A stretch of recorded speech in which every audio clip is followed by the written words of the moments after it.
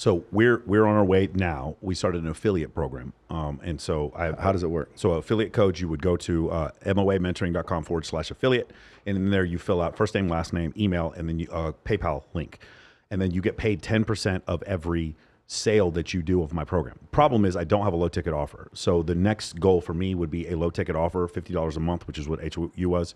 For we'd give 100% of the first month out, and then they create additional channels. How's it working?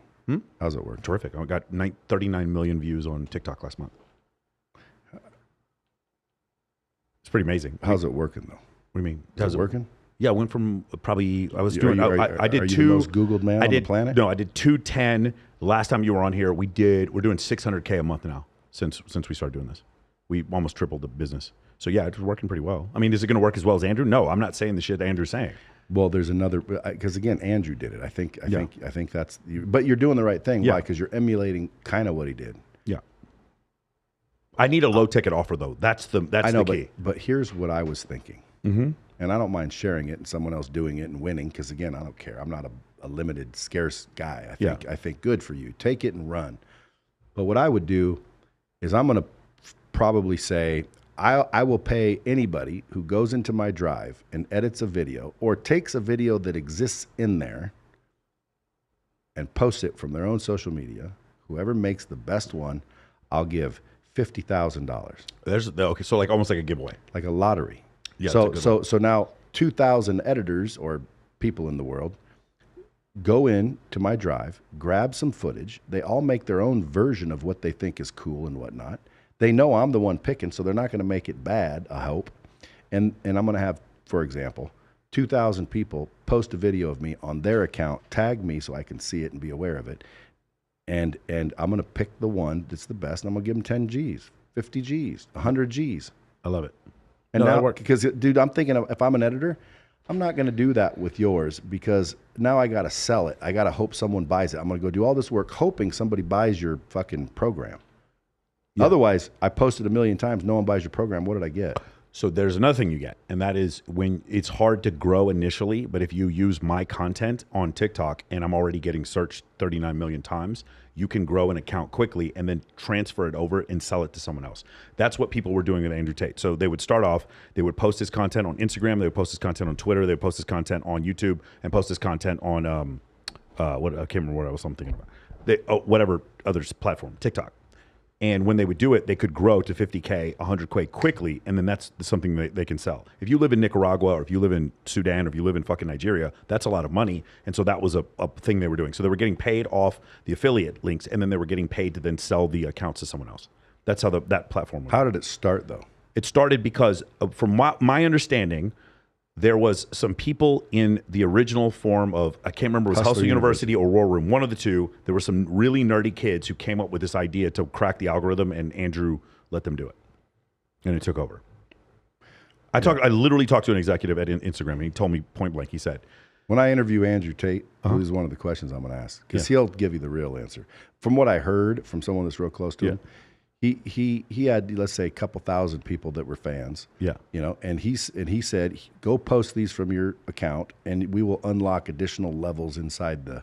Yeah, that's exactly right. Yeah, Hustle University. So people wanted to get his course on such and such or unlock some level, so they'd go in and post just because that's how they unlock the level. So I'm not in HU, but what from my understanding is, I think what you're talking about is they did that and they got additional affiliate things that they were capable of doing at that point. Like possibly even, this is something we did. When you join our affiliate thing, you get access to a drive, which is the raw data of every one of my episodes and raw footage from previous calls. And guys are pulling out calls from 7 years ago. And I'm like, dude, I forgot that I even did this. And they're starting counseling. A few of them are really well. MOA.podcast is doing fantastic. There's a few of them. Perspicacity Now is doing really well. There's a couple of my affiliates that are doing really well. But see what's happening? You're emulating. Of course. So this I'm the first guy to admit that. But this formula works. So I'm just sharing with your people. Number one, figure out what you want, because you got to figure out that first. Yeah. Then figure out who's already done it, who's already got it, who's already been there, who's already went. Then do the work. Yeah. Right? Now people are like, well, no shit, Brad. Well, then if it's such easy shit and it's no shit, why aren't you doing it? Why don't people have what they want in life? It's so easy to get. You figure out what it is. You figure out who's already been there. And then you go do what they did. I'll tell you why. Because at some point, you start to question and rationalize. You negotiate yourself. Yes. Out of everything you do want. it when you hire people. You do it when you go to the gym. You do it exactly. You do it with your diet. You do it exactly. I totally agree with you. Yes, yeah, you're negotiating yourself out of a deal. And people are like, I hate sales. I'm not a very good negotiator. No, dude, you negotiate your ass out of everything. Yeah, no, agreed. We're to the point where this is never going to happen. But my two partners, we have to agree whenever we come to when we're releasing a product, because one guy does the financing for it, another guy does the back end, and then I do the content. If we got to the point where we hadn't started it, I would just start recording the low ticket offer before, and I'd have it done before I even presented it to them. That's something I would do, because I'm not afraid to fucking work. I want to work. And the thing is, like what you said before, is when I started like really paying attention, Fleischman's honestly the guy who opened the whole door for me, because he's the one who introduced me to the rest of you guys. When I start seeing what's possible, again, if you are not motivated by the fact, you should not be intimidated by this. You should be motivated by the fact that Wes Watson did 2.6 million last year with 90% profit. And I've seen per month.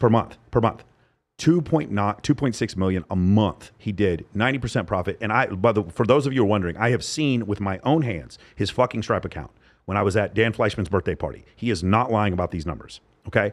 He's projecting. And I process some of his merchant accounts. So yeah. I can tell you that's not bullshit. Yes. He said he's gonna do 3.5 million this month from changes he's doing. I had Mike Rashid in here a couple days ago.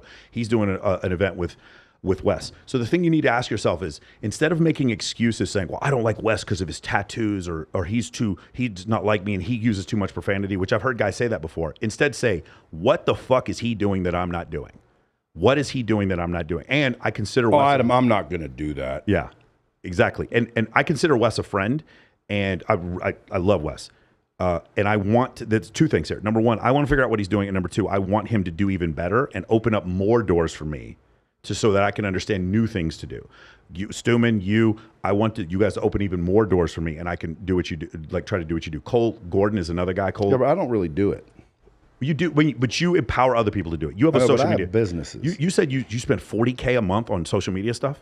Is that right? About, yeah. Yeah. So you empower other people to do it, and it wouldn't get improved if you didn't approve it, right? You told me this before. You don't. So I still approve every single one of my clips. I'm still at that point. You said before you don't. You've seen stuff before where you're like, oh, I probably would have been a better clip if I had picked it, but you have other things that you're doing.